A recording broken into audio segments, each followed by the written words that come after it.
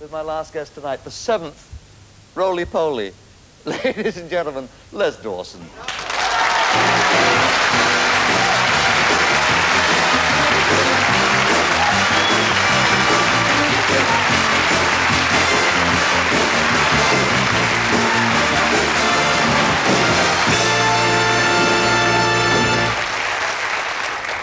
Take a seat, Les. Wonderful to see you. Wonderful. Great. How long is this show taking? It's like a bloody theatrical night shift. This is longer than how the West was won. I don't believe it. Oh, look at that set. Looks like an early Greek McDonald's.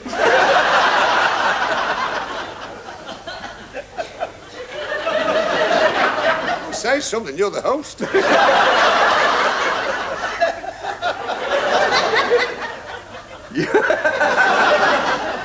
I now feel I'm ready to speak. You are looking marvelous. I know you had a brush with the Grim Reaper. You were very ill earlier in the year, and it's good to see you looking so fit. Oh, I had a few days off when I came out of the intensive care. Yeah. I took the wife away and I always take the wife with me to say it's kissing her goodbye. Because her maiden name was Mussolini. I never knew. So I took her away on a cheap co-op cruise. Co-op cruise. I've never known a woman with an appetite like hers. No, she's marvelous. She pecks at food like a bird. A buzzard. A buzzard. One night she had 6 bowls of soup, 7 bread rolls, 5 extra portions of chips and 3 peach melbas. The wine waiter came over and said, what would Madam like to wash it down with? I have no idea, but try Lake Windermere. You know, she's down with me now. Is she with you? Yeah, she's in the car, but I lost the keys to the boot. Ah. And we called in the West End for a meal last night. So she really enjoyed it. It was the first time she'd had game bird. Ah. She said, you know, she said, I've thoroughly enjoyed that roast peasant. Peasant? I said, it's not peasant, you fool, it's fartridge.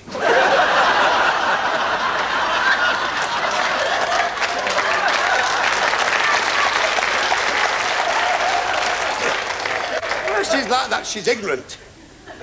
I mean, for 5 years, you thought the charge of the light brigade was the electricity bill. Do you know, I could almost swear you modelled Ada on your wife. Ada. I don't suppose Ada would ever have gone on a cruise, would she? Oh, no, it's too far for her. Yes. Yes, it wouldn't suit you, really, going on a cruise. It's like me and my Leonard. Oh? Oh, yes. We went all round the Greek islands. It was... Help me, God. Oh, Corfu and Rhodes, you know. Well, you do get a nasty coffee. Yeah. Had a wonderful time in Athens. Of course, you wouldn't know not having been there yourself. Well, as a matter of fact, my Bert and I went to Greece 4 years ago. I never knew. On a Wallis Arnold Sunkist holiday package intercontinental floral tour on HP. Wonderful food over there. Yes. Did you like the food? Did you have the shish kebabs? From the moment we got there.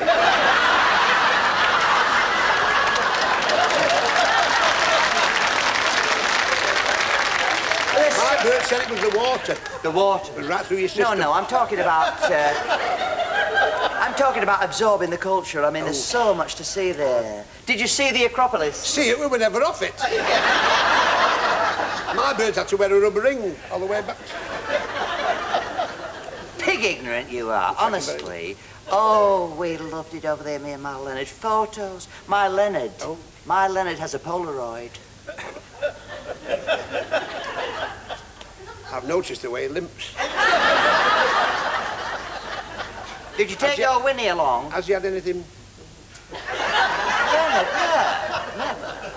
You can get those out surplicitous. I don't know what you're talking about. Well, my bird had problems with their Polaroids. And the doctor said, have a suppository up the back passage. Never. We haven't got a back passage, we live in a modern house.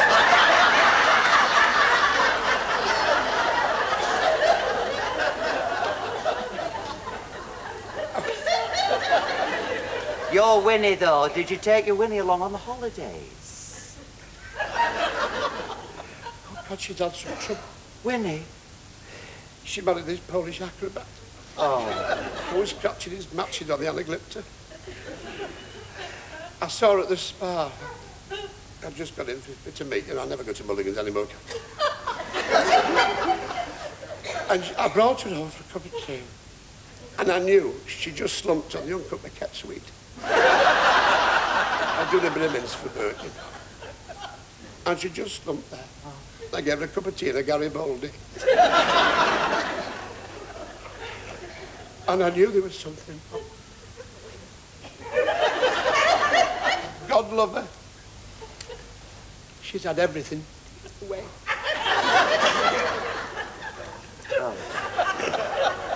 It's a big operation, that, you know. It's called an hysterical rectum.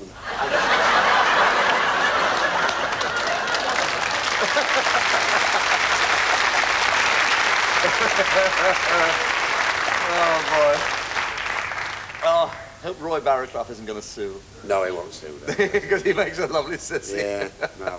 Oh, lots of women must identify with Ada and Cissie, I suppose. How do you find women react to one of your other great comic creations, Les, and that's Cosmo Smallpiece?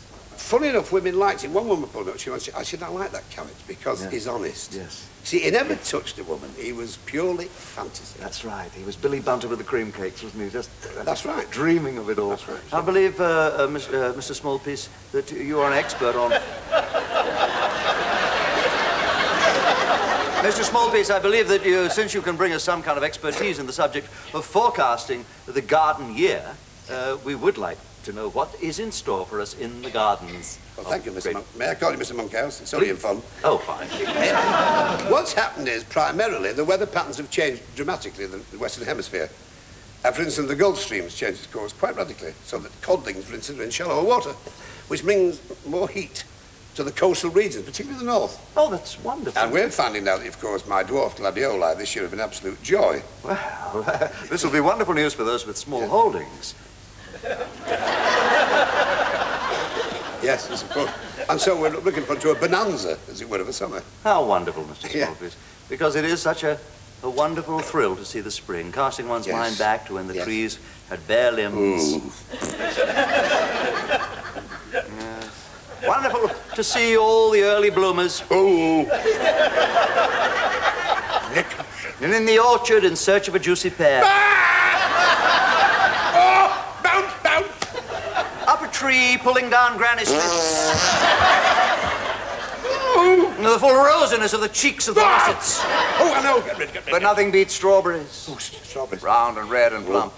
All waiting for you in their bed. Can I tell you? Rather strange thing about strawberries. Yes? I watch them all the time from behind the spruce. I watch them. Those strawberries. Like strange fruit, you know. No matter how far apart you plant them, they all finish up in the same bed. All those little strawberries, little tufty heads, they're all at it in one bed, having it up. Hey, knocking, get stuck in it. Cosmo Smallpiece.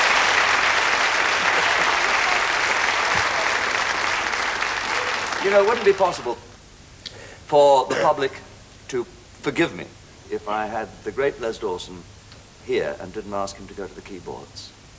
You are, after all, a trained musician. Look, Bob, don't take the mickey. No. Look, I know you've got a series. You've screwed the BBC for a series, but don't take the mickey out of me, mate. Believe me, I just... It's something Harry knows. Harry and that band, if you excuse the expression, they know. That man knows. Because that's the only band that ever played Bacharach and lost. Harry's got a laugh. Harry does know. He does know a good pianist, and he tells me that you are... in fact, he and I cannot hear any discords, and when you play, we hear music. Do you mean this? Yes, and I want you at that keyboard. I want to hear you play. Okay, then. Would you accompany me? Provided you meet the spirit which is said. Well, believe me, I'm speaking from the heart, and I know that you stem from a cultural heritage, a northern... Come in, number 4. A northern... I won't mention them. No, please.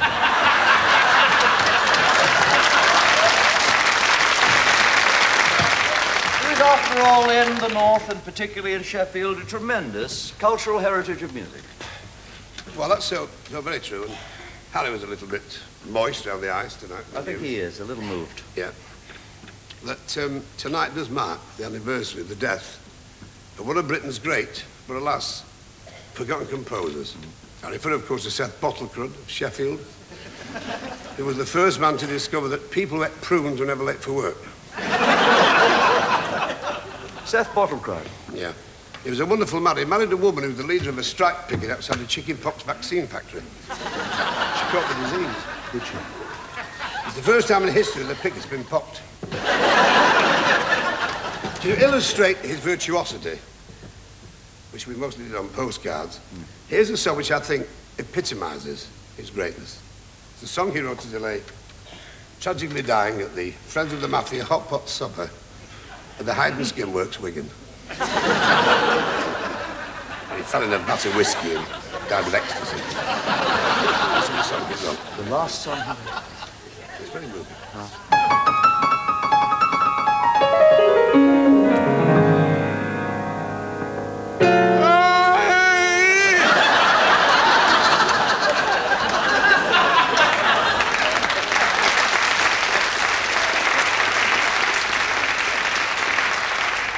And then he died. Oh, but you know a few. Well, he wrote some marvellous songs. There was one I always remember, which I think is one of my favourites. My Auntie Fanny, by mistake, put Santa Claus in currant cake. And the only advice that we could give was skip to the loo, my darling. Wonderful. What about this one? How many beans will you find in a tin? How many beans will there be? The answer, my friend.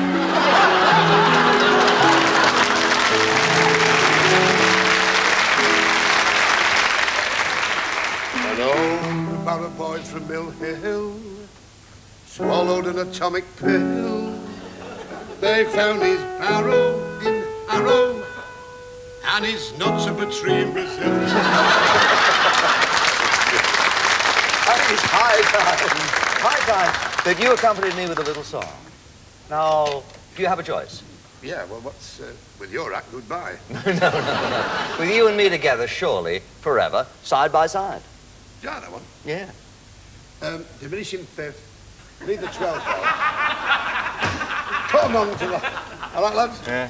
Side by side, is that what you want? Yeah. It's a great old song, don't you love it? Oh, we ain't got a barrel of money.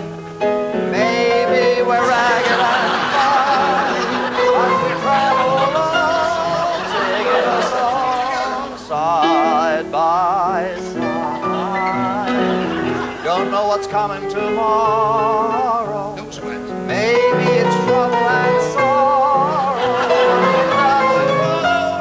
Sharing our load side by side.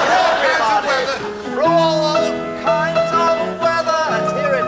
Morning skies fall. Just as long as we stay there. Come on, everybody. It doesn't matter at all. But they've all had their troubles as well. They've all had their quarrels and their parties. We'll be traveling along, singing a song side by side. Not a bad note in it. Beautiful, wonderful played. Now I'm going home and here in the studio. The bells are ringing for me and my gal.